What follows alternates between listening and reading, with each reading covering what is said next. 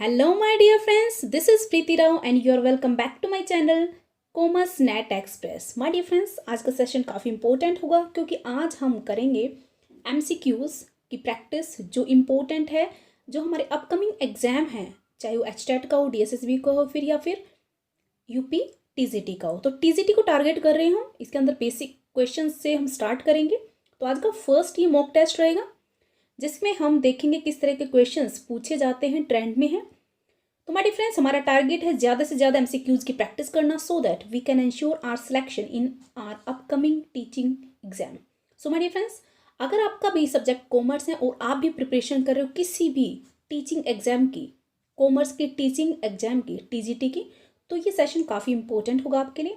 काफ़ी important question है इसके अंदर, अच्छे बेसिक क्वेश्चन हैं, इनको हम डिटेल में समझेंगे, एनालाइज करेंगे। सो माय डियर फ्रेंड्स, बिना किसी देरी के आज का सेशन स्टार्ट करते हैं। Let's get started. And the very first question here, you can see first 91, which is our middleman? इनमें से कौन सा मिडलमैन है? रिटेलर है, गवर्नमेंट है, कस्टमर है, या ऑल ऑफ दीज है? तो my dear friends, as you know, जो होलसेलर को यहाँ पे देखो, होलसेलर होता तो होलसेलर मिडलमैन होता, लेकिन यहाँ पे रिटेलर दे रखा है तो हमारे पास रिटेलर ही मिडलमैन होगा। कैसे कि जो मैन्युफैक्चरर होता है उससे रिटेलर बीच में काम करता है माल को कस्टमर तक पहुंचाने तक के लिए। ठीक है, तो कौन होता है? Retailer. Fine, let's move to next question, that is 92 here, which is a head of income? जो हम इनकम टैक्स में अपनी टैक्स कैलकुलेट करते हैं तो उसके अंदर कौन कौन से हेड में हम अपनी इनकम को कैलकुलेट करते हैं? कौन कौन से हेड के under? Income from the salaries, income from the properties, या income from other sources? I hope आपने इनकम टैक्स पढ़ी है तो आपको सभी को पता है कि ये सभी हेड होते हैं जिनके अंडर इनकम टैक्स को कैलकुलेट किया जाता है। Now 93, selection is the process which begin after. जो हमारा सिलेक्शन होता है HRM में, क्या करते हैं हम लोग? सिलेक्शन एक स्टेप होता है, लेकिन ये किसके बाद स्टार्ट होता है? क्या अपॉइंटमेंट के बाद स्टार्ट होता है, ट्रेनिंग के बाद, वेजेस के बाद, या रिक्रूटमेंट के बाद? आंसर आपको देना होगा। आप यहाँ पे अपनी एबिलिटी को चेक कर सकते हो कि किस तरह की प्रिपरेशन आप कर रहे हो और कितनी आपकी प्रिपरेशन हो चुकी है। तो मेरे फ्रेंड्स, तो आप यहाँ पे आंसर दीजिएगा, उसके बाद मेरे आंसर को फॉलो कीजिए। अगर कोई भी मेरी मिस्टेक लगे तो आप मुझे कमेंट बॉक्स में कमेंट कर सकते हो। अगर कोई भी प्रॉब्लम हो या फिर कोई ऐसी बात हो जो मेरे तक पहुंचानी है तो कमेंट बॉक्स, या फिर आप ले लीजिए मेरा टेलीग्राम ग्रुप, वहाँ से आप मेरे को लिंक कर सकते हो अपने आप को मेरे साथ, तो वहाँ पे आप मुझे कोई मैसेज कर सकते हो। ठीक है, तो माय डियर फ्रेंड्स, यहाँ पे आपसे पूछा गया है सिलेक्शन, तो इसको आप कैसे करेंगे? सबसे पहले क्या आता है? रिक्रूटमेंट आता है कि एम्प्लॉयर जो है सबसे पहले क्या करता है? रिक्रूटमेंट के लिए एडवर्टाइजमेंट करता है, या फिर किसी एजेंसी के पास जाता है, या फिर कैंपस में जाता है। तो सबसे पहले रिक्रूटमेंट का एक पूल होता है जहाँ पे कोई भी आके अप्लाई कर सकता है, राइट? उसके अंदर से जो उनको चाहिए, जिस क्वालिफिकेशन की, जिस स्किल के उनको कैंडिडेट्स चाहिए, उनको क्या करते हैं? सिलेक्ट करते हैं। तो सिलेक्शन कहाँ पे आता है? After recruitment. फाइन, तो राइट ऑप्शन क्या होगा हमारा? सी। नाउ द 94, क्वेश्चंस काफ़ी होंगे, थोड़ा शांति बनाए रखिएगा। ठीक है, पेशेंस रखिए। देखो, जो बच्चे सीरियस हैं, ऑब्वियस सी बात है, वो सीरियस होकर ही पढ़ते हैं। उनके लिए डिपेंड नहीं करता कि शॉर्ट वीडियो है या लॉन्ग वीडियो है, वो बोर नहीं होते हैं। They want to gain more and more knowledge and they want to practice more and more MCQs।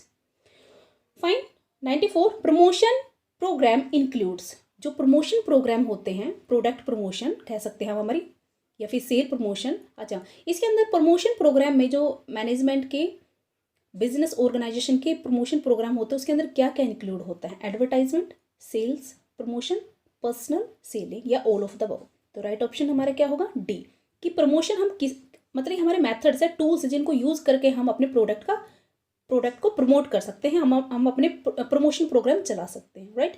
Cell promote करके, सेल प्रमोशन से, एडवर्टाइजमेंट से, या पर्सनल सेलिंग से।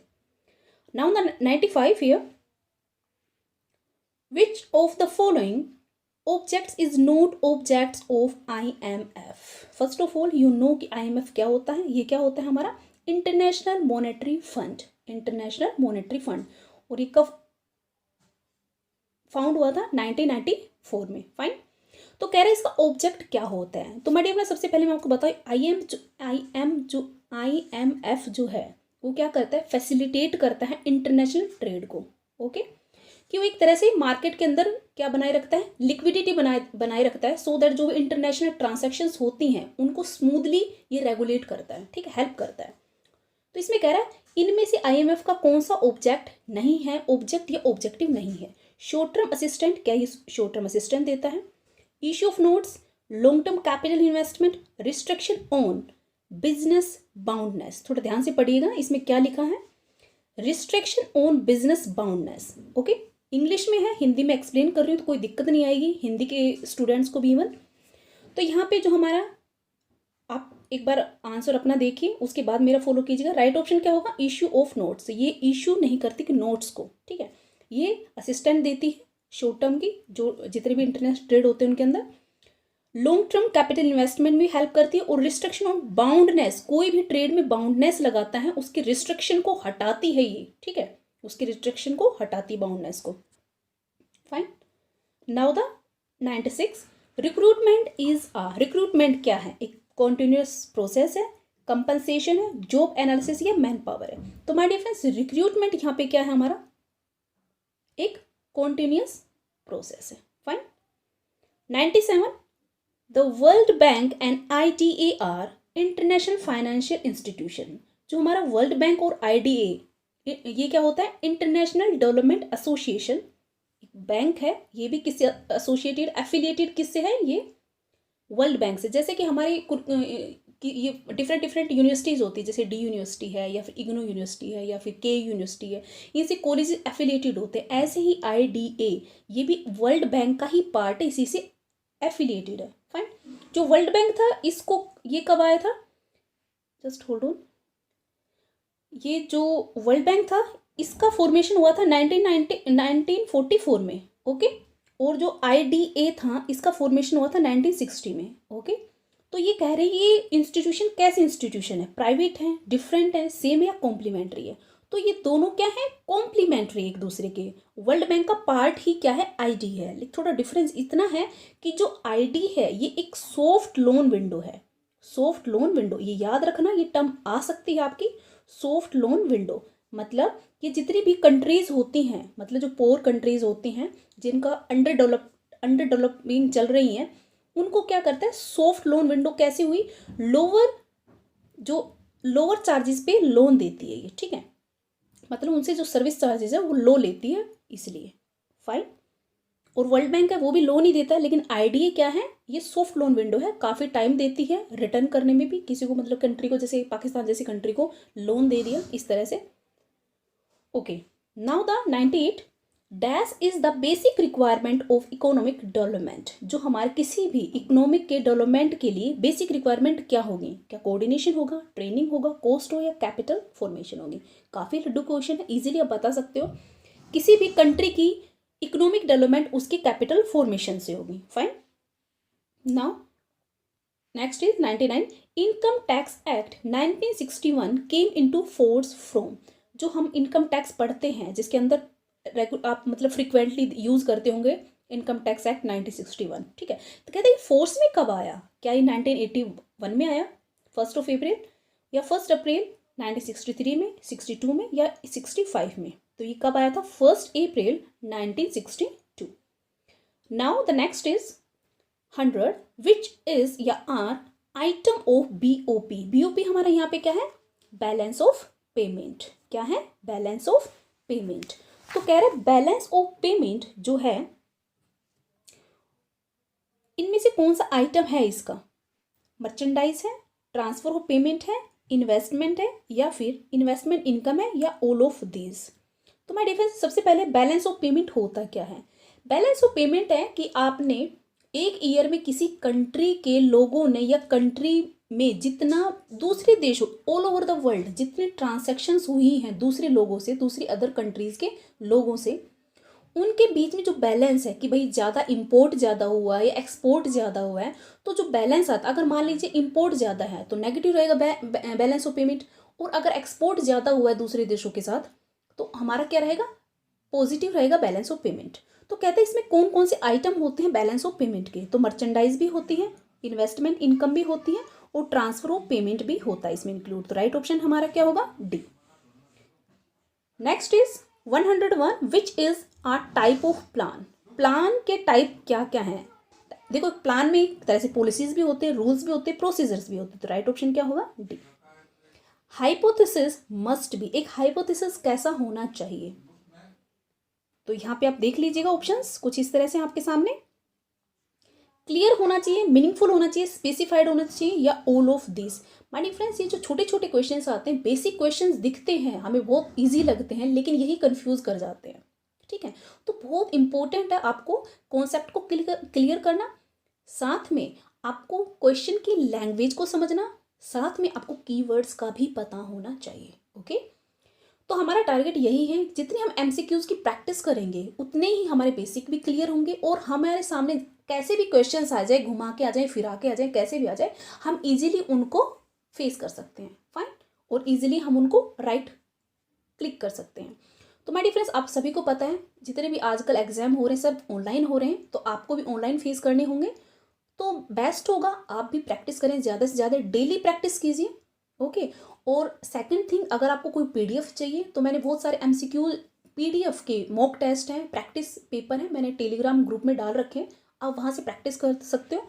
इसके अलावा बहुत सारे प्रैक्टिस के लिए आपके लिए एमसीक्यूज वहाँ पे विद कीज है वहाँ पर, ठीक है, टेलीग्राम ग्रुप पर।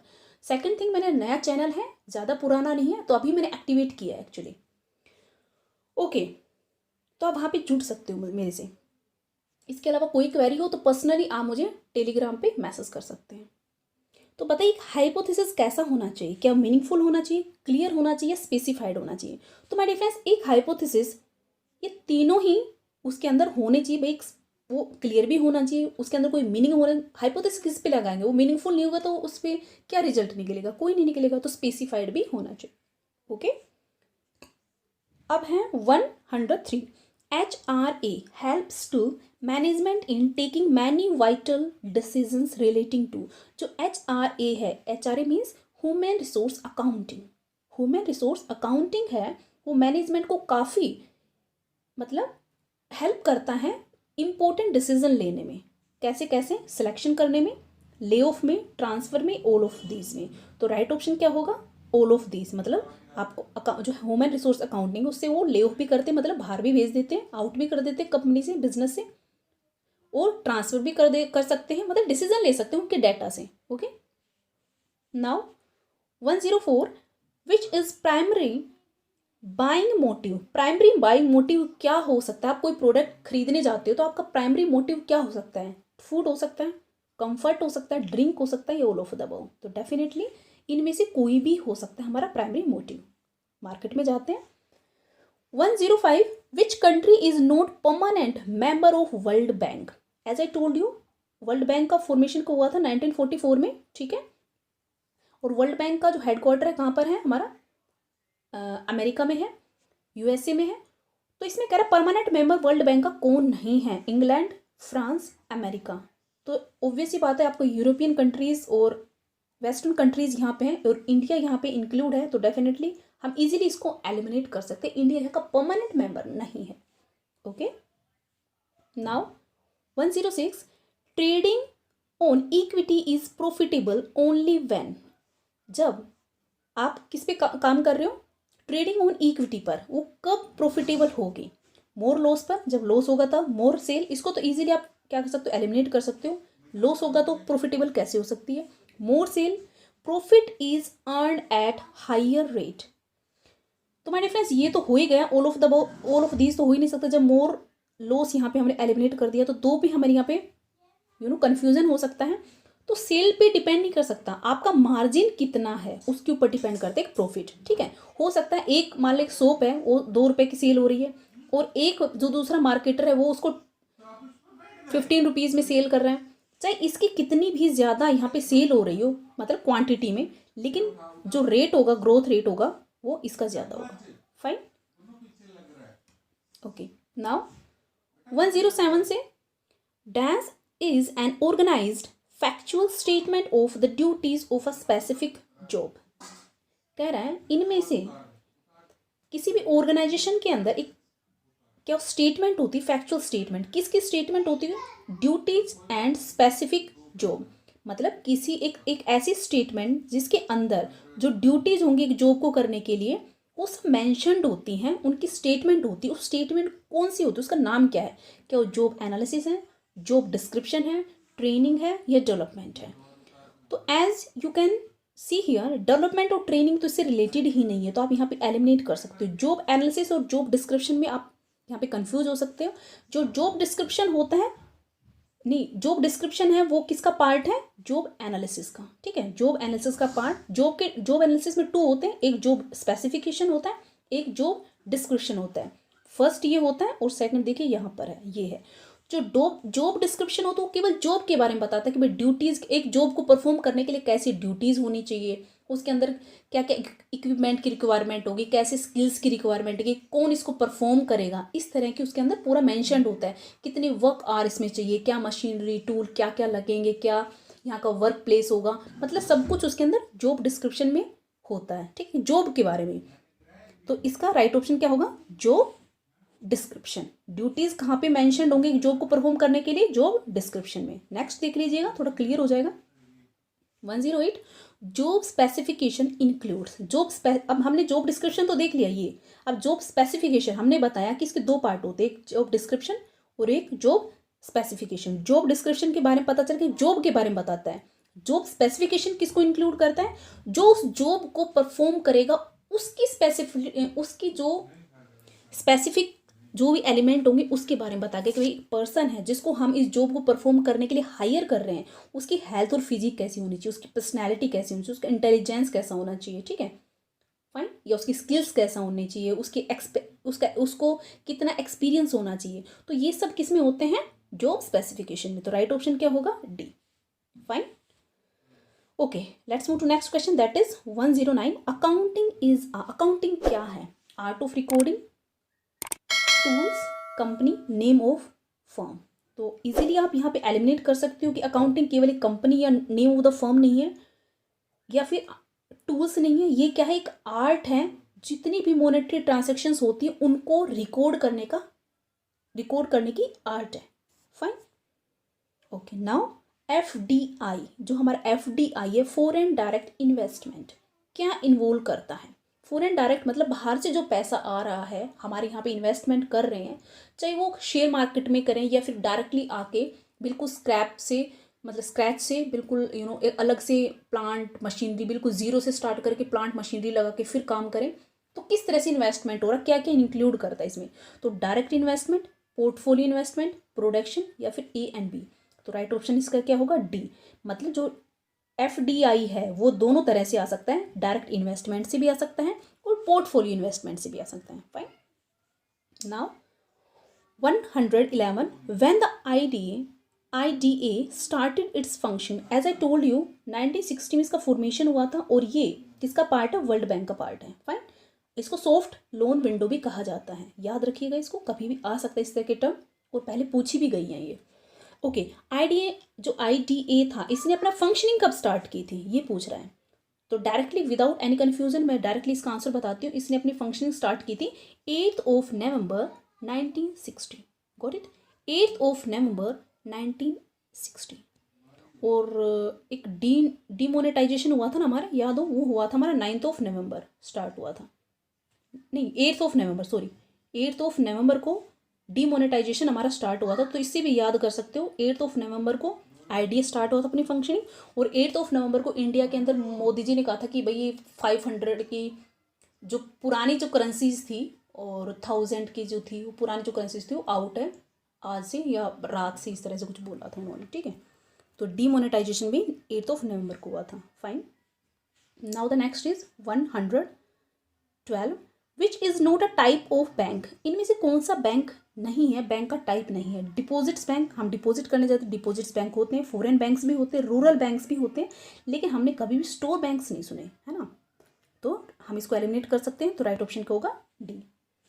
113, विच chapter of the factories act provide for working hour of adults.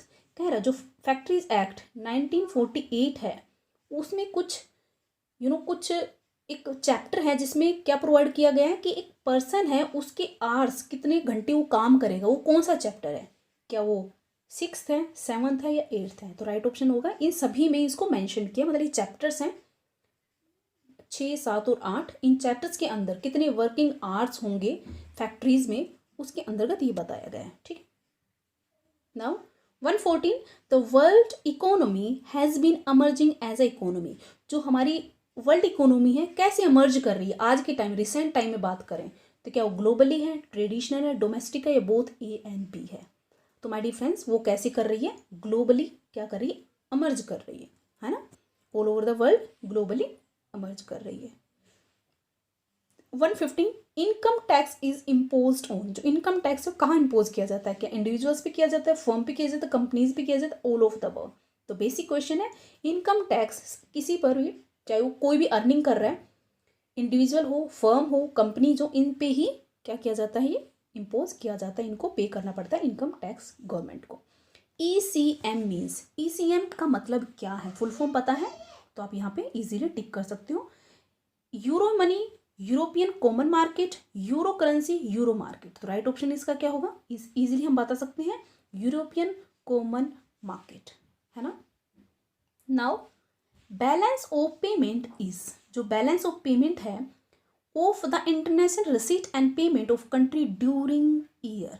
जो बैलेंस ऑफ पेमेंट जो हमारा BOP है, एज आई टोल्ड यू कि हमने एक ईयर में एक कंट्री के अंदर, एक कंट्री के लोगों की दूसरे देशों के लोगों के साथ कितनी, ऑल ओवर द वर्ल्ड कितनी ट्रांजैक्शन हुई, क्या क्या हुआ, तो उसका रिकॉर्ड रखता है। ठीक है, तो balance of payment is dash of the international receipt and payment of countries during a year. तो कैसा ईयर होता है, क्या वो सिस्टम ईयर है, कॉस्ट ईयर है, all of the annual record है। तो एक तरफ फाइनेंशियल ईयर कह सकते हैं, एनुअल रिकॉर्ड कह सकते हैं कि एनुअली जो फाइनेंशियल ईयर के अंदर जितने भी ट्रांजेक्शन हुए उनका रिकॉर्ड रखता है BOP। फाइन, और BOP में कौन कौन से होते हैं, अच्छा आगे आएगा क्वेश्चन, उसी में हम इसको क्लियर करेंगे क्या क्या होता है। 118, dash is an integral part of planning. जब हम प्लानिंग करते हैं तो सबसे मेन इंपॉर्टेंट इंटीग्रल पार्ट कौन सा होता है प्लानिंग का, डिसीजन मेकिंग, कॉन्सेप्ट, कोर्सन या फिर एक्टिविटी। तो माय डियर फ्रेंड्स किसी भी प्लानिंग में सबसे ज़्यादा हमें क्या लेना पड़ता है, डिसीजन लेना पड़ता है। मैनेजर को क्या लेना पड़ता है, डिसीजंस लेने पड़ते हैं, है ना। तो राइट ऑप्शन होगा A. Now 119, which principle of management lays stress on team work and unity among personnel. कहता है कौन सा प्रिंसिपल है मैनेजमेंट का जो क्या किस पे स्ट्रेस दे रहा है, यहाँ पर टीम वर्क पर और यूनिटी ऑफ पर्सोनल पर। क्या इक्विटी है, ऑर्डर है, यूनिटी ऑफ डायरेक्शन है या फिर एस्पिरिट द कोर्प्स है। तो माय डियर फ्रेंड्स जब हमने हेनरी फ्यूल के 14 प्रिंसिपल पढ़े थे उनमें से ये सभी हैं, लेकिन जो टीम स्पिरिट की बात करता है वो कौन करता है, डी करता है, Spirit the corpse. I hope it is clear. Now the normal distribution was developed by, जो नॉर्मल हमारा स्टैट का क्वेश्चन है ये, जो नॉर्मल डिस्ट्रीब्यूशन था किसने डेवलप किया था, AD मूरे ने ये डेवलप किया था। लेकिन कहते हो कब डेवलप किया था उन्होंने, क्या 1900 में किया था, 1600 में किया था, 1667 में किया था या 1730 में किया था। तो माय डिफरेंस राइट ऑप्शन इसका क्या होगा, देखो यहाँ पे राइट ऑप्शन तो रॉन्ग है, ये एक्चुअली प्रिंट हुआ या आई डोंट नो क्या हुआ, ये वैसे होना तो चाहिए यहाँ पे 1733 ओके। मतलब इन्होंने इसको डेवलप किया था 1733 में। लिख इसको तो मत काट, इसको काट देना, कट कर देना। तो मीन्स यहाँ पे 730 लिखा हुआ है तो हमने यहीं पे यही इसको टिक करना पड़ेगा इन केस ऐसा आ जाता है तो। लेकिन वैसे इसको डेवलप किया था ED मूरे ने 1733 में। फाइन, नॉर्मल डिस्ट्रीब्यूशन को। Now here the balance of payment account is conventionally divided into, जो हमारा BOP है उस अकाउंट को कैसे डिवाइड किया गया है, करंट अकाउंट और कैपिटल अकाउंट में, विजिबल अकाउंट, इनविजिबल अकाउंट में, long term capital account and short term capital account में, या नन ऑफ दीज। BOP के बारे में मैंने आपको बता दिया है। बैलेंस ऑफ पेमेंट एक देश का दूसरे, एक देश के लोगों का जितने भी एक ईयर के अंदर जो रिकॉर्ड हो, मतलब ट्रांजेक्शन्स होती है दूसरे देशों से, इंपोर्ट एक्सपोर्ट सर्विस की या फिर गुड्स की, सबकी उसके अंदर इंफॉर्मेशन होती है, रिकॉर्ड होता है। ओके, तो कह रहा है कन्वेंशनली इस बीओपी को कैसे डिवाइड किया है, तो माय डिफरेंस को करंट अकाउंट और कैपिटल अकाउंट में डिवाइड किया गया है। Fine. Now 122 price changes can be, जो प्राइस चेंजेस होते हैं वो कैसे हो सकते हैं, क्या जनरल प्राइस भी चेंज हो सकता है, स्पेसिफिक प्राइस चेंज हो सकता है, रिलेटिव प्राइस चेंज हो सकता है, तो तीनों ही पॉजिटिव हमने पढ़े हुए हैं कि प्राइस चेंज इन तीनों की तरह से ही हो सकता है, तो राइट ऑप्शन क्या होगा, डी। नाउ ये लास्ट क्वेश्चन है इसका, इस सेशन का। नेक्स्ट जो सेशन आएगा उसके अंदर भी हम बहुत सारे एमसीक्यूज प्रैक्टिस करेंगे और मोर हम एडवांस्ड लेके आएंगे। और मैं टीजीटी वालों से जितने भी कैंडिडेट्स हैं उनसे रिक्वेस्ट करना चाहूँगी, बच्चे सीरियस हो जाइए और अपनी तैयारी स्टार्ट कीजिए। आपके जितने कॉन्सेप्ट हैं आप प्लेलिस्ट में जाके एमसीक्यू से कर सकते हो, या फिर अच्छी सी बुक ले लो। बुक से भी प्रैक्टिस करना बहुत ज़रूरी है, केवल वीडियोज़ ही इंपॉर्टेंट नहीं है। I am not saying only videos देखो, यूट्यूब देखो, आप बुक भी लो, लेको अच्छी सी, उसको पढ़ो, खुद से सोल्व करने की कोशिश करो, चाहे वो न्यूमेरिकल्स हों या फिर आपके मतलब मीन्स प्रैक्टिकल क्वेश्चन हो या फिर आपके इस तरह के ऑब्जेक्टिव क्वेश्चन हो। ठीक है, सभी को इंपॉर्टेंट यही है, ज़्यादा से ज़्यादा एमसीक्यूज़ की प्रैक्टिस करना, अपने कॉन्सेप्ट को क्लियर करना। तो माय डियर फ्रेंड्स, ये लास्ट क्वेश्चन है इसका। Export processing zones has been converted into, जो हमारे एक्सपोर्ट प्रोसेसिंग जोन्स होते हैं उनको किस में कन्वर्ट किया जा चुका है। तो माय डियर फ्रेंड्स, ये नया चलन में है कि ये स्टार्ट हुआ था चाइना से, क्योंकि चाइना में आप जानते हो ये वर्ल्ड का ऐसा देश है चाइना जो सबसे ज़्यादा वर्ल्ड में एक्सपोर्ट करता है। तो उन्होंने एक्सपोर्ट को ही प्रमोट करने के लिए एक कुछ बनाए थे कि उनको नाम दिया गया था स्पेशल इकोनॉमिक जोन्स। क्या बताया था, स्पेशल इकोनॉमिक जोन्स। और उन्हीं के देखे देख हमारी कंट्री ने, इंडिया ने भी स्टार्ट कर दिया इस तरह से कि भाई अलग से एक एरिया दे दिया जाए, केवल वहाँ पे सिर्फ काम किसका हो कि जो वो उसके अंदर फर्म्स हों, उस एरिया में वो फर्म काम करें जो केवल एक्सपोर्ट कर, ओनली एक्सपोर्ट नहीं मतलब एक्सपोर्ट ज़्यादा से ज़्यादा करती है, उनका क्रेडिट सिस्टम बहुत अच्छा है और उनको और ज़्यादा प्रमोट करती है, उनको अलग से मतलब जो ड्यूटीज़ हैं, जो सर्विसेज हैं, वो उनसे उन पर ज़्यादा नहीं लगाई जाती, उनको अलग अलग तरह के कुछ बेनिफिट्स दिए जाते हैं, सो दैट हमारे देश के एक्सपोर्ट को प्रमोट किया जाए। तो ये इसके लिए क्या बनाया गया है, special economic Jones. Okay, special economic Jones. तो इसको और इसको किस नाम से जानते हैं, सैज के नाम से भी जानते हैं। इसकी इन केस आपके सामने कभी इसकी फुल फॉर्म आ जाए, सैज बोल दिया जाए, सैज क्या है तो इसकी फुल फॉर्म बताए, तो उसको बोलते हैं स्पेशल इकोनॉमिक जोन्स। ठीक है, so my dear friends, this is all about today. इसके आगे फर्दर मैंने इसमें इंक्लूड नहीं किए पॉइंट्स, तो आप जस्ट याद रखिएगा special economic zones. This is all about today. Thank you so much, good luck, good bye.